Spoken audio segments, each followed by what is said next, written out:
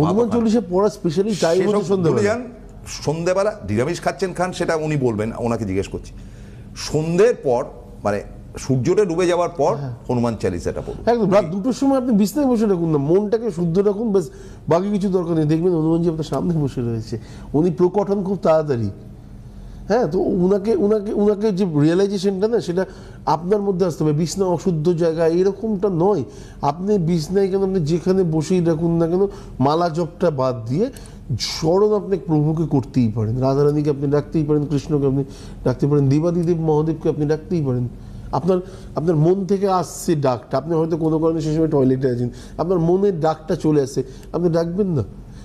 ডাকাটা সব সময় আসতে পারে, কিন্তু মালা জপের ক্ষেত্রে কিছু প্রতিবন্ধকতা আছে, সেগুলো আরো ডিটেলসে আগামী দিন বলবো। আমরা একদিনে তো হবে না, একদিনে হবে না। কিন্তু হনুমানজির ব্যাপারটা হচ্ছে এতটাই অনেস্টির সাথে, এবং হনুমানজি শুধু বুঝে যান যে সত্যি আমার ভক্ত কতটা।